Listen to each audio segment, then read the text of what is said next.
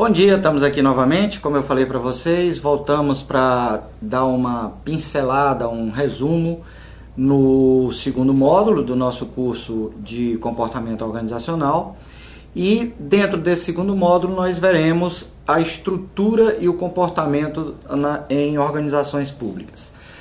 Primeira coisa, o que se fala a respeito de comportamento, estrutura, motivação dentro dos organismos públicos? Segundo Max Weber, que foi um grande estudioso nessa área organizacional, onde criou a teoria da burocracia, que é uma coisa que a gente vai tratar daqui a pouco, tem algumas características dentro do aparelho chamado organização pública que a gente deve levar em consideração. Primeiro, a racionalidade e a superioridade das normas. Dentro das organizações públicas existem normas específicas, claras, evidentes e obrigatórias para que os colaboradores públicos, para que os servidores públicos possam cumprir. Segundo, a impessoalidade nas relações. É preciso que exista impessoalidade nas relações. Nós fazemos parte de uma empresa, de um time, onde não pode existir o pessoal. Sempre a impessoalidade deve gerar e deve ser o maior dentro desse bolo chamado organização pública. A autoridades e as competências, elas são muito objetivas. Existe um regimento, existe um documento que, a partir dessa autoridade que é dada a alguém que vai ocupar um cargo superior a mim, é evidenciado. E por último, a hierarquia oficial, vamos dizer assim, que as organizações públicas têm. E que essa hierarquia ela é muito controlada e muito supervisionada.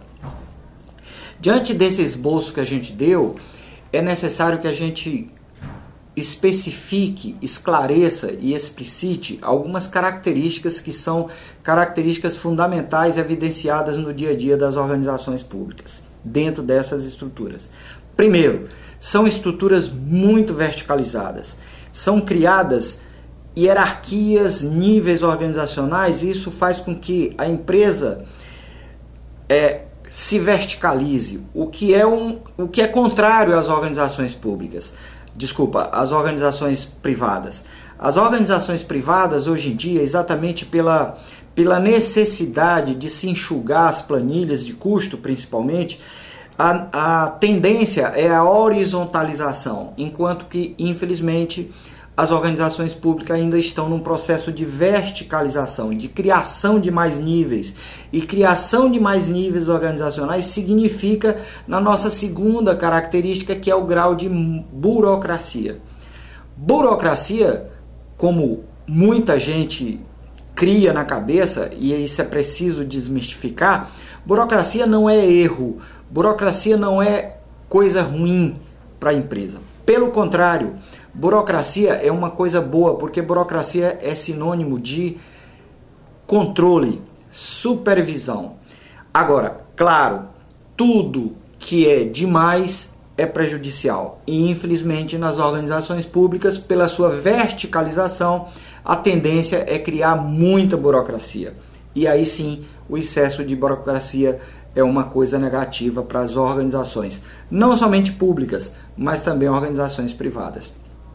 Terceiro característica, as atribuições são muito bem definidas. E isso é muito bom. A partir do momento que, claro, os seus colaboradores possam realmente fazer aquilo que lhes são atribuídos. Quarto, são flexibilizadas por interesses. Dependendo do interesse do gestor, dependendo do interesse dos gestores ou da política maior, essa estrutura ela é flexibilizada.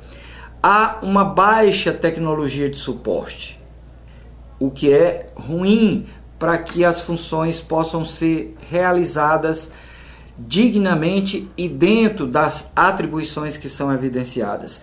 A tecnologia ela é ou de baixa qualidade ou de pouca quantidade, e isso fatalmente vai implicar numa baixa produção e numa baixa produtividade. Muita gente fora do perfil adequado. Normalmente as pessoas que fazem parte dos organismos públicos vêm de concurso. Esses concursos criam um perfil e geralmente esse perfil ele é desnorteado.